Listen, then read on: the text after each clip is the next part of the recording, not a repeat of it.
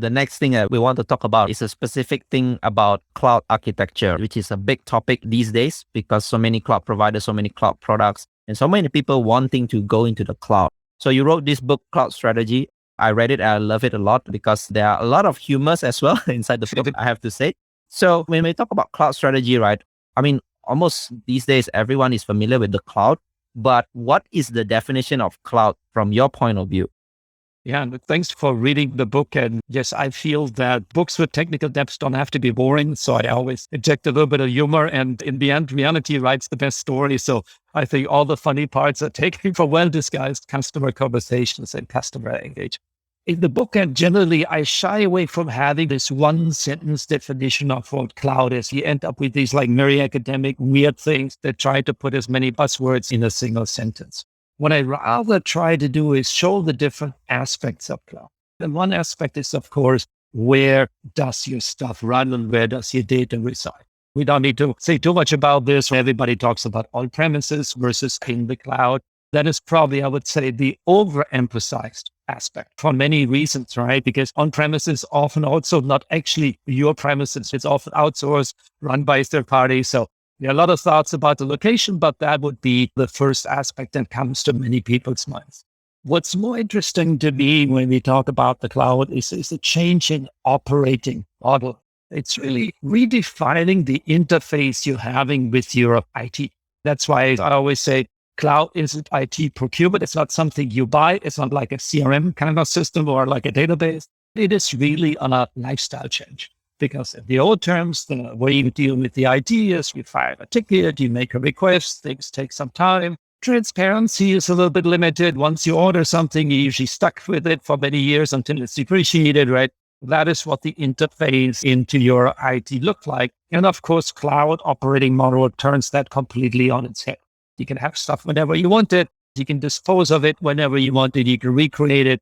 It's a highly dynamic environment.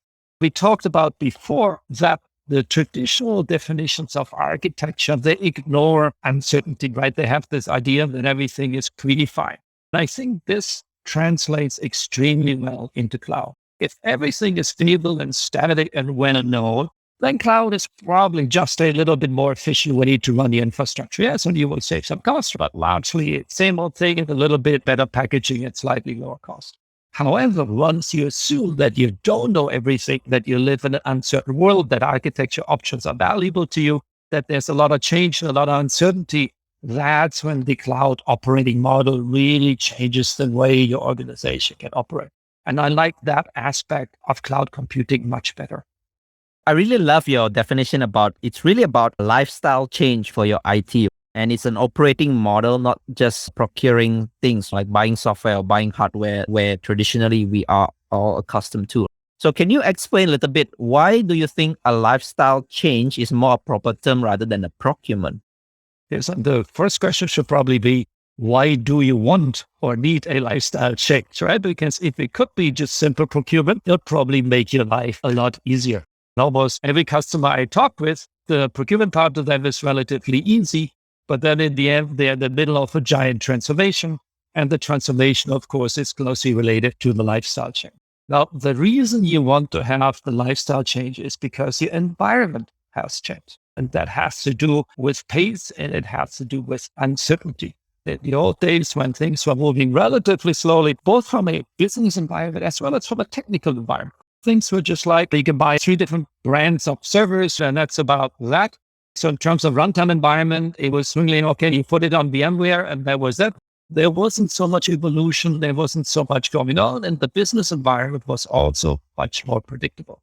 Now, that has changed a lot. If anybody needed a wake-up call, of course, the pandemic did that in terms of how quickly environments can change on the business side, where suddenly customers have to shift their whole customer interface from physical store into online order, whether it's restaurants or whether it's retail shops, massive shifts, which of course translate into the IT infrastructure you need.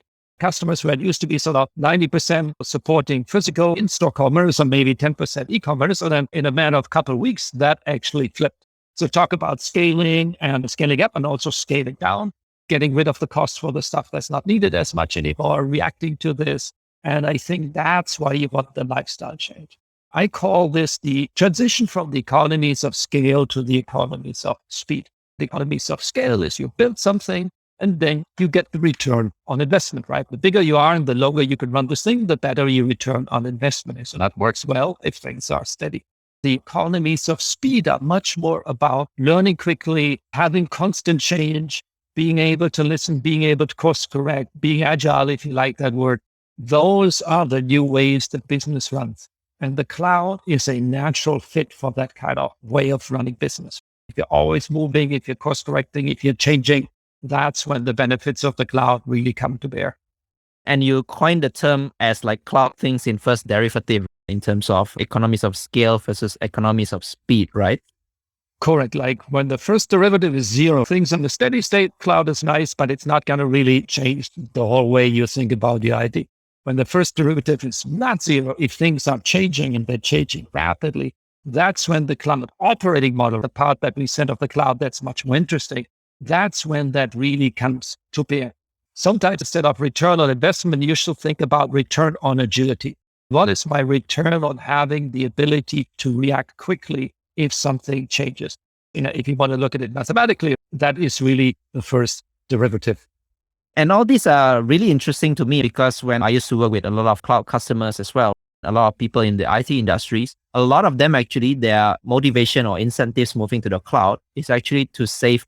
So from traditionally managing on-prem, managing vendors, managing hardware by yourself, into moving things into the cloud. Simply because of the cost benefit, there will be no more, capital asset, and everything now become operational expense. So it seems like from your explanation just now, it should not be the main motivation of why you are going to the cloud. Is that correct assumption? So saving costs is always good, right? Especially good if you have to convince upper management of something, right? If you reduce costs, it's always handy to have that argument. We've seen many customers, of course, reduce their costs for the cloud operating model. However, there's sort of two corollaries to that. The one is the cost-centric model is a very traditional IT model, which again is based on the assumption of predictability. Is dear IT, here's my requirement. Please fulfill this requirement at the lowest possible cost. What happens if this requirement changes? We all know in the old world what that is called is change requests. We always say change requests have a certain sound attached to them. It's usually called kaching, because the vendor basically makes you pay a lot of money when you have to change your mind. That's how old IT outsourcing works. This is, of course, where cloud can do something very different. So what we see customers these days, they like the reduced costs, but they just as much like the agility. They like the higher staff productivity. If you don't have to manage all the infrastructure, people can actually focus on higher value things. That doesn't mean you reduce your costs. It doesn't mean you need to get rid of those people, but rather these people can do much more valuable things. People also starting to find that the cloud is much more reliable. You can fail over easily. You can spin up instances. You're not going to run out of capacity as easily as you do on premises. You can get into different availability zones. In the end, actually at higher availability. And interestingly, slowly but steadily, folks are coming around to realizing that in the cloud, you can run more securely than you can run on premises. Right? I mean, that's probably a whole podcast on its own, but the cyber landscape has changed dramatically. The attack vectors have changed. So in the end, it is something that you need to have a lot of resources for to manage. And that's something that the hyperscalers just simply can't do better than an enterprise with their own data center. So I would say cost is still there, but the portfolio of benefits has actually broadened a lot. The one I throw in though, and that is probably the most unexpected benefit, at least for me it was when the first time I went to the cloud operating model, that was transparency.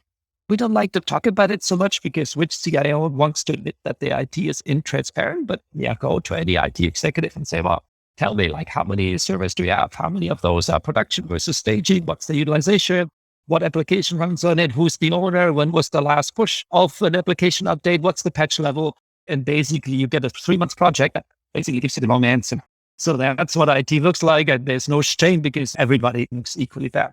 And that's why I realized cloud actually gives you much better transparency. All these things become a simple report. Here's all your workloads. Here's the patch levels. Here's the last updates. So the transparency you get improves significantly. And coming back to your cost question, of course, having improved transparency allows you to optimize much better. And that is also a big contributor to the cost reduction. So my favorite benefit with the cloud is actually transparency. Right. So I again laugh when you said transparency because again, I could relate with the story whereby we didn't really know what is going on with our IT infrastructure. I remember one case in my previous company whereby we always ask this, anyone knows about this system? Maybe the guy already left. Nobody knows about it. Nobody wants to touch it. And sometimes nobody even accounted for it. So the system just runs somewhere in a corner of a room probably. And if it's down, some people notice about that and we need to support. So I think with the cloud, at least it gets more transparent. Even the cost itself is more granular per minute kind of billing. And we can easily figure it out. Okay, what are the things that we have in our IT infrastructure? So I really love about the transparency there.